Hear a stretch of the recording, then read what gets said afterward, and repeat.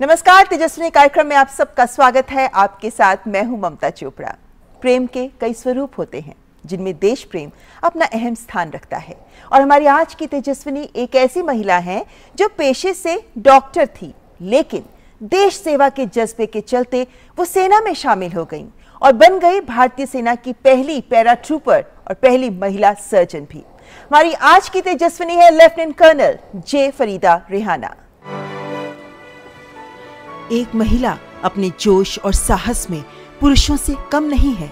Lieutenant colonel J Farida Rehana ने भारतीय सेना में ये हर कदम पर साबित किया। डॉक्टरी की पढ़ाई तो कर ही रही थी, लेकिन 1962 के युद्ध के बाद देश सेवा के जज्बे के साथ सेना में शामिल हो गई। सेना में पहली महिला सर्जन तो बनी ही, साथ ही पैराट्रूपर भी बनना चाहती थी, जिसके लिए 3 बार एप्लीकेशन खारिज हो गई, लेकिन फिर मौका मिला और बन गई देश की पहली महिला पैराट्रूपर। 1971 के युद्ध में ऑप कैक्टस लिली में शामिल हुई। देश की पूर्वी और पश्चिमी सीमाओं पर अग्रिम मोर्चों पर तैनात रही और कितने ही खतरों का सामना किया, लेकिन घायल जवानों के उपचार के अपने फर्ज पर डटी रही, कभी भी डरी नहीं।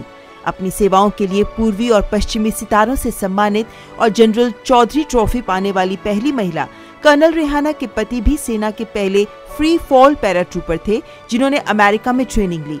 परिवार में शिक्षा के क्षेत्र से जुड़ी नानी और मां महिला शक्ति का उदाहरण प्रस्तुत कर रही थीं, जिनसे प्रेरित कर्नल रेहाना के परिवार ने सामाजिक संकीर्णता को कभी उनके लक्ष्यों में बाधा नहीं बनने दिया।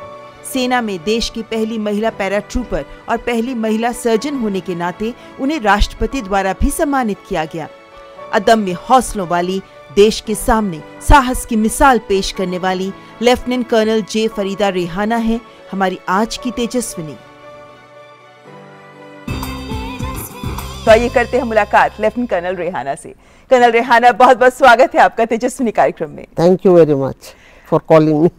हमारे खुशनसीबी। कर्नल रेहाना, आप तो पहले ही डॉक्टर थी जी। एक बहुत नोबल प्रोफेशन माना जाता है बीइंग अ डॉक्टर, लेकिन उसके बाद आप सेना में शामिल हुई। तो मेरा पहला सवाल यही कि आप भारतीय सेना में क्यों शामिल हुई?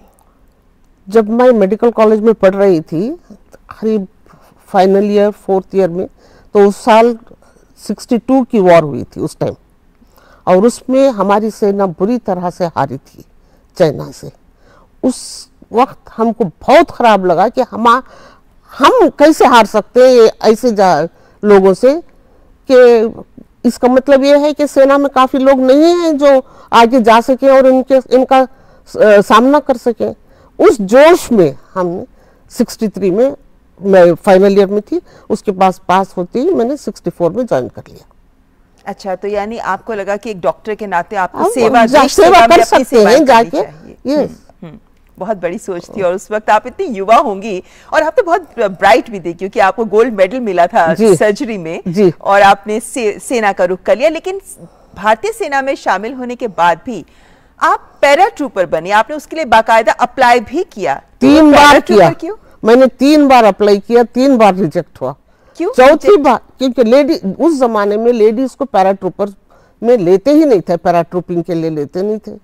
तो फिर चौथी बार जब मैं एक बार जनरल गिल से मिली, उस टाइम ब्रिगेडियर गिल थे, ब्रिगेड कमांडर, वो आए हुए थे, मेरा पोस्टिंग भी हुआ था, ग्वालियर में थी मैं उस वक्त।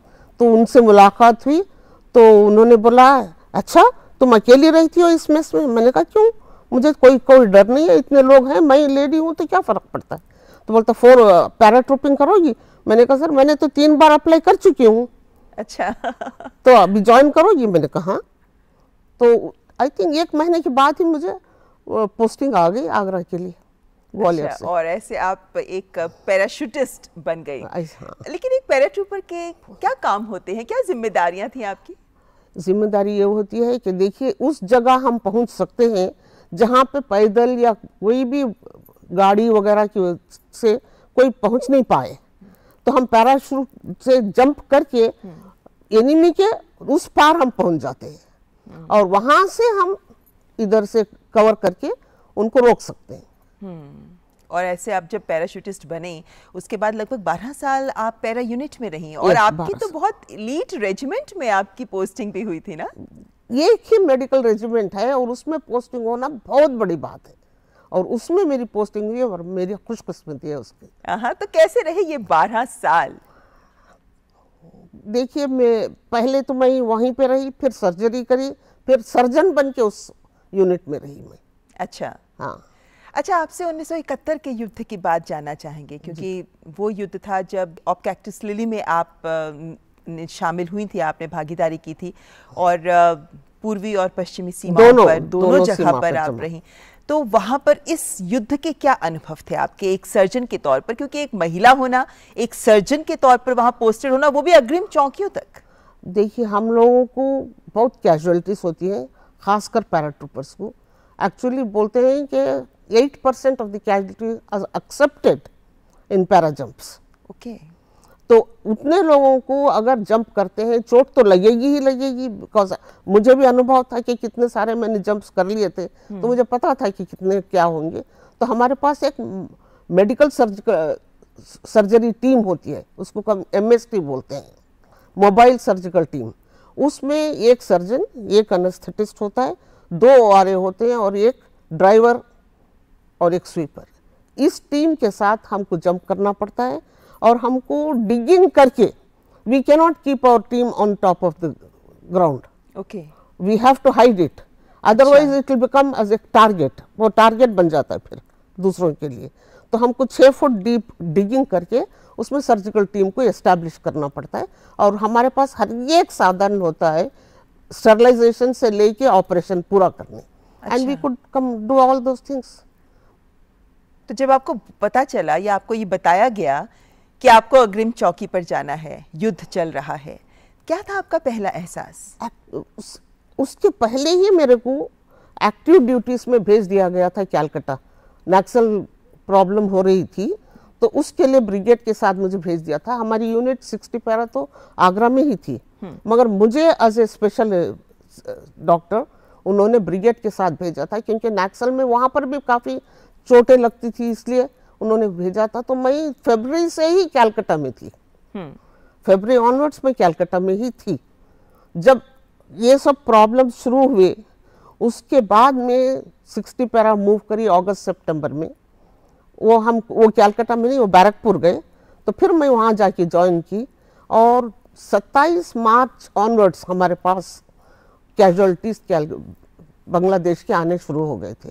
हम उनको वो उसी टाइम से ट्रीट कर रहे थे, पूरे गन शॉट वुंड्स मोस्टली, और खुद के हमारे मरीजों को हम देखने का टाइम नहीं हो रहा था।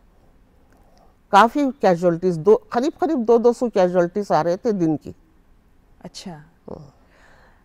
तो आप एक महिला के तौर पर, एक डॉक्टर के तौर पर, जाहिर है कि खून देखना, जख्म देखना, ये आपके लिए एक सामान्य सी बात थी, एक आपके करियर का हिस्सा है ये। लेकिन कर्नल रेहाना, युद्ध क्षेत्र में जो हालात होते हैं वो बहुत अलग होते हैं, हम उनको इमेजिन भी नहीं कर सकते, हम सामान्य वो नहीं कर सकते, मगर हमको ट्रेनिंग पहले दी जाती है सेंटर में, थोड़ी बहुत हमको पता होता है, क्योंकि हमको गन फायर के नीचे से जाना पड़ता है, वहाँ पीछे से गन फायर आती रहती है और हमको उसके नीचे से बच के ट्रेंचेस वगैरह में से ऐसे जाना, ये सब ट्रेनिंग दी जाती है, और खुद को फायरिंग करवाते हैं, तो फिर थोड़ा बहुत अनुभव रहता है। 1971 के युद्ध में गई थी, उस वक्त आपके साथ और भी महिलाएं थी क्या? महिलाएं एक आध होती हैं, कहीं ना बहुत कहीं, कम ना? बहुत कम। तो I was the first lady paratrooper operative surgeon. और मेरे को लगता है कि ऑपरेटिव सर्जन्स तो ऐसी बहुत कम होती होंगी महिलाएं सेना में, जो पैराट्रूपर के लिए भी trained operative, even as a trained surgeon मैं पहली थी जो आर्म्ड फोर्सेस से ट्रेनिंग मिली हुई थी। I was the first lady क्या उसके surgeon. बाद तस्वीर बहुत बदली है क्या? अभी ज्यादा महिला सर्जन्स महिलाएं पैराट्रूपिंग में? अरे मेरे स्टूडेंट्स खुद आ गए हैं बहुत सारे इसमें, फौज में बहुत सारे मेरे खुद के स्टूडेंट जो पैराट्रूपर्स के तौर पर भी क्या वो आगे आ रहे हैं? काफी आ रहे हैं आजकल, काफी आ रहे हैं आजकल। खुद से शायद 60 पैरा में 2-3 लड़कियां हैं। अच्छा, यानी तस्वीर बहुत बदली है बदल उसके बाद। सिर्फ मेडिकल की ही नहीं, डेंटल के लिए भी लड़कियां भी पैराट्रूपर में आ रही हैं। अच्छा, क्या बात। अच्छा, जब आप पैराट्रूपर के तौर पर काम कर रही थी, कितनी जंप्स लगा ली आपने? Approximately, I have no doubt, no definite reason, I think 12 साल में रही हूँ, approximately I think I must have done about 1000 jumps. अच्छा, तो जब आपको इतना जोश था कि आप पैराट्रूपर बनना ही चाहती थी, जब आपको पहली बार मौका मिला तो वो पहली जंप आपको याद है? पहली जंप बिल्कुल समझ में नहीं आया क्या हो रहा है। अच्छा। They told us to jump, हम उन्होंने बोला जंप, हम जंप कर गए। हाँ। जंप करने के बाद पता चला कि जंप क्या होता है। उसके पहले 1 महीना ट्रेनिंग देते हैं वो लोग एयरफोर्स में। जो ट्रेनिंग हमने आर्मी में ब्रिगेड में लिए वो अलग होती है। उसके बाद हमको अटैच करते हैं एयरफोर्स में, कॉल्ड पैराट्रूपर्स ट्रेनिंग स्कूल। वहाँ पे रेगुलर ट्रेनिंग देते हैं। उसके बाद वो सिमुलेशन करवाते हैं लेके जंप। उसके बाद भी जब जंप करने को बोला हमने कहा हाँ it is something like simulation. Jump किया तो दैट वाज टोटली डिफरेंट, बिल्कुल अलग था। जब दूसरा जंप हुआ तब पता चला हाँ क्या होने वाला है और क्या होगा। अच्छा, किन मायनों में अलग था? देखिए, जब हम जंप करते हैं यहाँ से यहाँ ऐसे करते हैं तो ऑर्डिनरी जंप होता है। जब आप हवा में जंप करते हो, this is on the ground, तो ग्राउंड की ये हवा कम अलग होती है। वहाँ बिल्कुल वैक्यूम एरोस्पेस, और वहाँ की स्पीड भी हवा की ज्यादा रहती है उस वक्त 2500 3000 फीट के ऊपर में। तो एकदम से खालीपन महसूस होता है, एकदम से यू फील खाली, एम्प्टी हो गए हो। एंड जब तक पैराशूट नहीं खुलता वो 2-3 मिनट यू आर जस्ट डम, but free fall. It is just 3-4 minutes. मैंने बाद में फ्री फॉल भी किया हुआ है थोड़ा बहुत, वो बात अलग हुई। मगर इनिशियल जो पैरा जंप्स होते हैं उसमें 2-3 मिनट का ही होता है। जब तक हम रियलाइज करके पुल करते हैं तो पैराशूट खुल जाता है। क्या ये माना जाए कि एडवेंचरस स्ट्रीक होनी बहुत जरूरी है? मतलब जिम्मेदारी एक सर्जन के तौर पर काबिल होना, और उसके साथ ये भी होनी बहुत जरूरी है। अगर नहीं है तो फिर आप यू कांट प्रोसीड, आगे बढ़ नहीं पाते आप। तो क्या कोई ऐसे खतरनाक अनुभव भी आपको याद है जो आप हमारे साथ साझा करना चाहेंगे एज अ पैराट्रूपर? चोटें बहुत लगती हैं पैरा जंप में। और पैरा जंप जो करवाते हैं, जो हवाई जहाज से जाती है, they go in one area to that's called the डीजेट। डीजेट का मतलब होता है ड्रॉपिंग जोन पे ड्रॉप करना पड़ता है। मगर मोस्टली वो हवा के हिस्से और डायरेक्शन थोड़ा चेंज या 1 डिग्री 2 डिग्री इधर फर्क पड़ता है, तो you don't land on the डीजेट। आप खेतों में भी जाके लैंड कर सकते हैं। एंड स्पेशली मेरा वेट तो 45 किलोज था उस टाइम।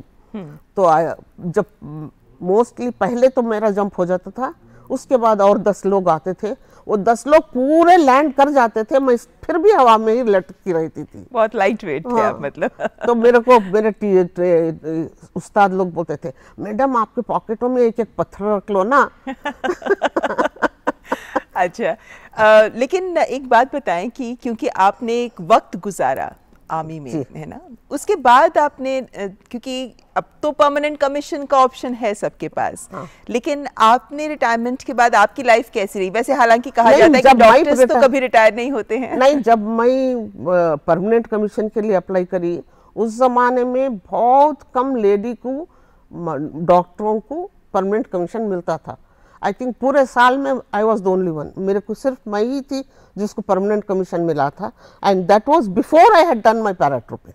अच्छा। हाँ, उसके पहले मैंने ले लिया। तो हम आके यहाँ से रिटन एग्जाम, प्रैक्टिकल एग्जाम दे के फिर उसमें I was the only one selected. एक ही लिया था उन्होंने वो उस साल में। उसके बाद में मैंने पैराट्रूपिंग किया है। अच्छा, क्या बात, यानी कई नए नए आयाम छुए हैं आपने अपने इस करियर में। लेकिन कर्नल रिहाना, आपकी फैमिली के बारे में भी जानना चाहेंगे, क्योंकि जिस वक्त आप आर्मी में आई हैं, सेना में आई हैं, तब एक अलग सा सामाजिक दौर था, अलग वक्त था, बहुत अलग वक्त था। हम लोगों को घर से बाहर निकलने के लिए अड़ोस पड़ोस वाले बड़ा ताकते थे कि ये क्यों जा रहे हैं, कहाँ जा रहे हैं, किस लिए जा रहे हैं। यहाँ तक एक बार मेरे नाना को बताया था किसी ने, आके रिश्तेदार ने, आपकी नवासी ने मेडिकल कॉलेज से रास्ता क्रॉस करके हॉस्पिटल गई, किस लिए गई? ओहो, अच्छा, मतलब इतनी बंदिशें थी? इतनी बहुत बुरी तरह से बंदिशें थी। तो उन्होंने बोला, देखो मैं उसको जब पढ़ने भेज रहा हूँ तो मुझे पता है वो क्या करेगी, कहाँ जाएगी, किधर, आपको बोलने की ज़रूरत नहीं है। अगर आपको ये इतराज़ है तो आप हमारे घर आना बंद कर दो। अच्छा, क्या बात, यानी आपके परिवार ने आपका साथ दिया। लेकिन यही आपके परिवार के बारे में जानना चाहती, क्योंकि आपके परिवार के लिए कहा जाता है कि एक महिला शक्ति का उदाहरण पेश करता है आपका परिवार। मेरी नानी 1916 के पहले से स्कूल टीचर हुआ करती थी उस दौर में। उस दौर में 100 साल पहले की बात है। और फिर मेरी माँ, she was the my mother, वो पहली महिला मुस्लिम लेडी है who graduated from Mysore university. उन्हीं के नक्शे कदम पर चलते हुए आपने भी एक नया कदम लिया। और उन्होंने मैथ्स में किया था। तो जब हम पैदा होके जब इंटरमीडिएट वगैरह में गए, स्पेशलाइजेशन करना है, साइंस लेना है, तो मैंने कहा मैं भी मैथ्स लूंगी। बोला नहीं, मैंने मैथ्स किया है, तुमको साइंस लेना है, तुमको मैथ्स करने की जरूरत नहीं है। अच्छा। फिर हमने साइंस ले लिया। मगर आजकल के बच्चे ऐसे नहीं मानेंगे। जी, वो अपना जो उनको सही लगता है वो करना पसंद करते हैं। लेकिन कर्नल रेहाना, आपने साइंस लिया, उसके बाद आप डॉक्टर बनी। लेकिन सेना में जाने का निर्णय, क्योंकि आप तो अपने परिवार की ऐसी पहली बेटी रही जिन्होंने ये सोचा कि मेरे को सेना में जाना है, तब परिवार की, आपके मेरी माँ का बहुत सपोर्ट रहा। क्या बोले, ठीक है, अगर तुमको ये डिसीजन लेना है जा सकते हो। तो क्या ऐसे ही साहस, ऐसे निडरता, यही आपके बच्चों में भी आगे झलकती है? हाँ पक्का, मेरी बेटी तो इससे ज्यादा है। आपके बेटा और बेटी क्या करते हैं? मेरा बेटा है डॉक्टर है, वो स्टोक मेडिसिन स्पेशलिस्ट है यूके में। अच्छा। हाँ, 17 साल से वहाँ पे काम तो यानी वो भी मम्मा के पद चिन्हों पे चले हैं कि वो भी डॉक्टर, तो मैं भी डॉक्टर बना। मगर बेटी ने बोला नहीं, मेरे को डॉक्टर नहीं बनना है। फिर उसने आर्ट लिया। तो यानी वो कला के क्षेत्र में गई। फिर कर्नल रेहाना, नॉर्मली जब हम अपनी जिंदगी का एक कितना लंबा हिस्सा एक तरह की सेवा में दे देते हैं, तो जाहिर है कि हमारा व्यक्तित्व उसी तरह गढ़ा जाता है। सेना में रहते हुए, काम करते हुए, आपके व्यक्तित्व, आपके जीवन में ऐसे कौन कौन सा क्या प्रभाव पड़ा? किस तरह के ऐसे गुण विकसित हुए जो आपको लगता है कि आप आगे कैरी फॉरवर्ड कर रही हैं? बस एक ही चीज है कि अगर आपको कुछ काम करना है तो पूरे मेहनत से, पूरे लगन से करना पड़ेगा। अगर वो नहीं करेंगे तो किसी भी क्षेत्र में कोई भी कुछ भी हासिल नहीं कर सकता, आप आगे नहीं बढ़ सकते। तो अब आजकल तो कॉम्बैट ऑपरेशंस भी शुरू हो गए हैं जहाँ विमेन जा सकते हैं, कॉम्बैट रोल भी उनको दिया जा रहा है। कर्नल रेहाना, अगर आपको भी ये मौका मिलता, मैं जरूर जाती। अच्छा, तो इस कॉम्बैट रोल की बात हुई है, तो हालांकि आपने एक सर्जन के तौर पर अपने तरीके से एक अहम भूमिका जरूर निभाई 1971 के युद्ध में, लेकिन उसी युद्ध के कुछ और यादों के बारे में अगर आपसे मैं जानना चाहूँ तो कितने दिन आप 1971 के इस युद्ध में फ्रंट लाइन में रही थी? फ्रंट लाइन में 5 दिसंबर को हम गए थे और 17 तक तो हम ईस्टर्न सेक्टर में रहे। उसके बाद हम आके वेस्टर्न सेक्टर चले गए, पंजाब की साइड में, फजिल्का, मलोत, उस साइड में। फिर वहाँ पर रहे, काफ़ी एक्टिव सर्विस तो काफ़ी रही, मगर वहाँ रहे हम मार्च तक, नेक्स्ट ईयर मार्च तक। फिर मार्च के बाद वहाँ से आए हम लोग। वहाँ पर भी फजिल्का में काफ़ी युद्ध हो रहा था, क्योंकि ये ख़त्म हो गया तो उन पाकिस्तान ने वेस्टर्न सेक्टर में अटैक कर दिया, तो फिर हमको आगे जाना पड़ा। मगर अच्छा लगा, क्योंकि हमने उस वक्त जो हम लोग यूनिटी कुछ भी थी, हम एक दूसरे से, ये लेडीज है, ये जेंट्स है, का भेदभाव नहीं था। सबको जिसको जो काम करना था वो अपने हिसाब से करते जा रहे थे, तो इसलिए ये काम आसानी से निकल जाता है। अगर खुद सोचते रहोगे कि भाई मैं ये नहीं कर सकते या नहीं कर सकता, तो फिर तब मुश्किल शुरू हो जाती है। चलिए कर्नल रेहाना, आपसे बातचीत जारी रहेगी, लेकिन फिलहाल यहाँ वक्त चला है एक ब्रेक का। आप देखते रहें तेजस्विनी।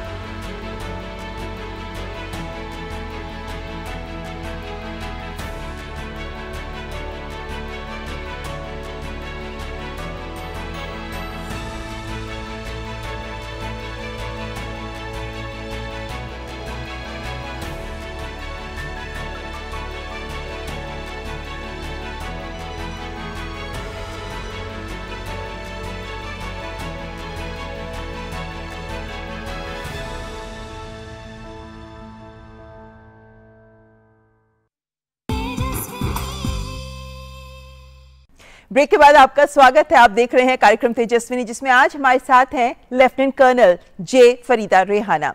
कर्नल रेहाना, आपने आपने 1971 के युद्ध में जब अग्रिम मोर्चों पर आप एक सर्जन के तौर पर, पैराट्रूपर के तौर पर आप जब गई थी, तो क्या अमूमन ऐसा भी होता है, क्योंकि सर्जन्स तो और भी होते हैं लेकिन जो पैराट्रूपर सर्जन्स होते हैं वो बहुत कम होते होंगे खासतौर पे उस दौर में, तो प्रेफरेंस दी जाती होगी कि इनको पहले आगे भेजा जाए क्योंकि एक डबल स्किल होती है आपके पास?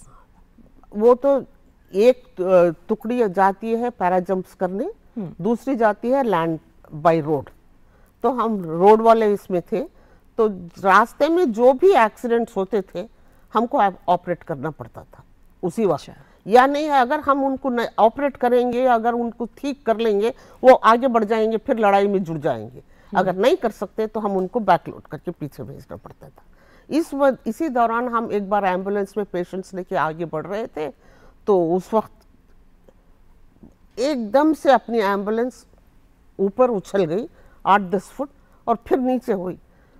देखा तो अगल बगल में काफ़ी दूर पे थोड़ी एक बहुत सारा बॉम्ब गिरा हुआ था and there was a big crater there.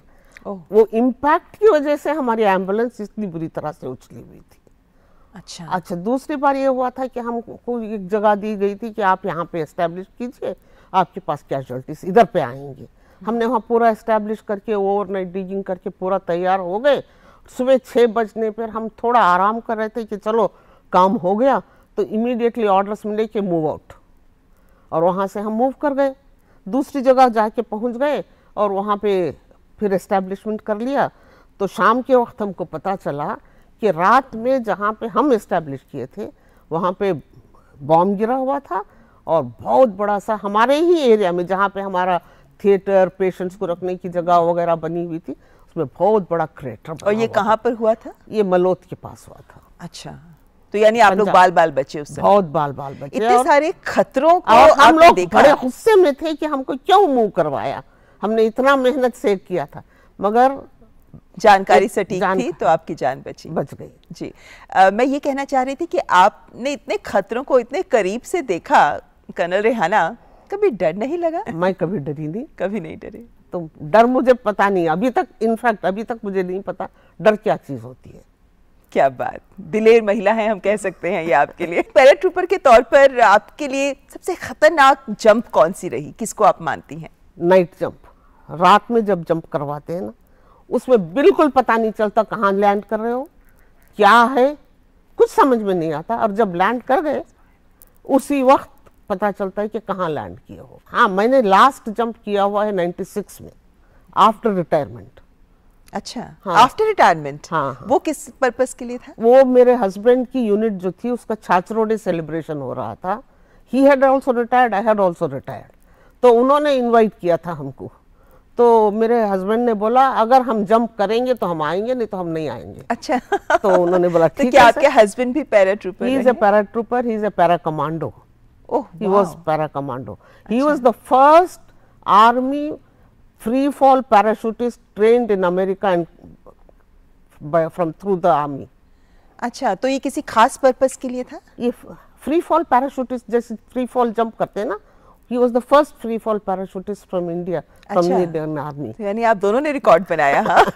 अच्छा, चलिए, आपके हस्बैंड की बात आपने की और आपने उस फ्री फॉल, आप 1996 की बात की आपने, क्या एज फैक्टर नहीं होता इसमें आपको अफेक्ट करता? बिल्कुल, हालांकि आपके लिए मैं ये कॉम्प्लीमेंट जरूर करूंगी यहाँ पर, इस समय भी आपको देखकर कतई विश्वास नहीं कर सकते कि आप 80 इयर्स 81 की हो गई हैं। आपका जज्बा, आपकी जोश, I will be 81. इमेजिन। और यही मैं कहना चाहती हूँ, आपका जज्बा, आपका जोश बिल्कुल युवाओं की तरह है, और ये शायद हमारे लिए एक प्रेरणा है। मैं अभी भी करना चाहती हूँ, और अभी भी मौका मिला तो मैं जंप करूंगी। वही मैं पूछना चाह रही थी कि क्या कहीं ये फिजिकल इंजरीज और इन सब का डर नहीं होता? मतलब 96 में भी जब आपने किया है, रिटायरमेंट के बाद आपने किया है, तो तब भी क्या कुछ ऐसा रिस्क नहीं रहता कभी? देखो, जंप में हमेशा रिस्क रहता है, बट आपको खुद को सतर्क रहना है कि हाउ टू प्रिवेंट इट। अगर उसको प्रिवेंट करने की आपको पता है मेथड, तो नहीं होगा। एक बार मैं I tell you a story, मैं जंप कर रही थी कोई एक्सरसाइज एरिया में, तो आई हैड जंप फर्स्ट, उसके बाद में कोई एक स्टिक हुआ एंड सडनली मैं पैराशूट कोलैप्स्ड। ओह, ओके। तो मैंने ऊपर देखा तो मोर देन 80 किलो वाला एक सरदार जी who was a friend of ours, he was landing on my parachute. Oh, So I shouted at him and then pulled my parachute to the other side and then went off. all right. Fortunately, all these tricks I had learned from my husband because he had done free fall parachuting. तो वो बताते थे कि अगर कोई problem होगी कैसे करना है, क्या करना है। चूंकि हस्बैंड भी इस लाइन में थे और आप भी, तो परिवार में कभी कोई समस्याएं आई क्या एडजस्टमेंट्स को लेकर, टाइम शेड्यूल्स को लेकर? क्योंकि दोनों के शेड्यूल्स काफी होता था, क्योंकि जब मैं सीनियर कमांड करने गई थी कोर्स, उस वक्त मेरे हस्बैंड को ट्रेनिंग पे जाना था और हमारे दोनों छोटे बच्चे थे और मेरा बेटा स्कूल में पढ़ रहा था, मगर मैं उसको स्कूल से निकाल के अपने साथ लेके लखनऊ गई 3 महीने। मैंने उनको बोला भाई 3 महीने में बच्चे को रख नहीं सकती, मैं लेके गई और वहाँ पे उसको जितना अपना ट्रेनिंग तो किया ही किया, उसको भी कोचिंग करना पड़ा। Then in that same course I stood first also. ओह अच्छा। यानी कहना चाहिए कि जब एक महिला इस तरह से इतने सारे रोल लेती है तो एक तपस्या सी होती है कि परिवार को भी आपने बेस्ट देना है और जॉब को भी बेस्ट देना है, दोनों देना है। अगर नहीं दे पा रहे हो तो फिर काम कैसे कर पाओगे। चलिए कर्नल रेहाना, यहाँ आपसे कुछ छोटे सवाल लेते हैं रैपिड फायर की तरह। शुरू करें? शुरू। डर यानी कुछ नहीं, मुझे तो कोई डर ही नहीं लगता कि मैं क्या बताऊं आपको डर क्या मतलब है। खुशी यानी? खुशी यानी जब कोई काम करो और वो सफलता से काम करो तो उससे ज्यादा खुशी किसी और को नहीं मिलती। एक शख्स ऐसा जो सेना में जब आप थी उस वक्त आपका प्रेरणा स्रोत रहा हो? वो मेरे हस्बैंड थे। अच्छा, और कोई ऐसा व्यक्ति जिंदगी में जिसने आपको बहुत मोटिवेट किया हो? Brigadier Gill, that time general Gill हुआ करते थे, ब्रिगेड कमांडर। अच्छा। वो जब भी जंप करने जाते बोलते चल तू मेरे साथ जंप करने। तो ऑलमोस्ट लिटरली वो जब तक कमांड करे और हफ्ते में 2-3 जंप तो हम कर ही लेते थे। इतनी खतरों वाली हाई टेंशन लाइफ के बीच ऐसा क्या है जो जिंदगी में आपको सुकून देता रहा है? बच्चे। आज भी बहुत सारी ऐसी युवा लड़कियां हैं जो इस लाइन में आना चाहती हैं, सेना ज्वाइन करना चाहती हैं, उनके लिए आपका क्या संदेश होगा? भाई ज़रूर ज्वाइन करिए। अपने मुल्क की हिफाजत करना, अपने मुल्क की देखभाल करना, इससे बड़ा और कोई काम हो ही नहीं सकता। और अगर करोगे इसमें बहुत सहूलियतें हैं। आप बाहर जाके जो मल्टीनेशनल कंपनीज में जो काम करते हैं उसमें वो सोचते हैं कि उनको बहुत सारी चीज़ें मिलती, नहीं, जो सुकून और जो इज्जत फौज के काम में मिलती है वो कहीं और नहीं मिल सकती। जिंदगी में इस पड़ाव पर आगे आपकी कोई ऐसी सोच, क्या कुछ ऐसा है जो अभी आप करना चाहती हैं जिंदगी में? मुझे अगर और एक मौका मिला तो मैं फौज ज्वाइन करना चाहूँगी। आपके इस जज्बे को सलाम कर्नल रेहाना, बहुत अच्छा लगा आपसे मिलकर और हमें पूरी उम्मीद है कि जो हमारे दर्शक देख रहे हैं आपको, आपके इन शब्दों से वो भी बहुत प्रेरित हो रहे होंगे। बहुत बहुत शुक्रिया हमारे साथ बात करने के लिए। Thank you very much. तो आज की तेजस्विनी में बस इतना ही। अगले हफ्ते फिर हाजिर होंगे एक और तेजस्विनी के साथ, लेकिन अपने सभी दर्शकों से हम अनुरोध करना चाहेंगे कि आप इस एपिसोड को लेकर तो अपनी प्रतिक्रियाएं हमारे साथ साझा करें ही, लेकिन साथ ही अगर आपकी भी नजर में कोई ऐसी महिला है जिन्होंने अपना पूरा जीवन सामाजिक बदलाव, देश हित, जनहित में न्यौछावर किया है, तो उनके बारे में जानकारी हमारे साथ जरूर साझा करें। हमारी कोशिश रहेगी कि हम उन्हें तेजस्विनी में जरूर स्थान दें। हमारा ईमेल आईडी tejaswini.ddnews@gmail.com। तो अगले हफ्ते होगी मुलाकात। नमस्कार।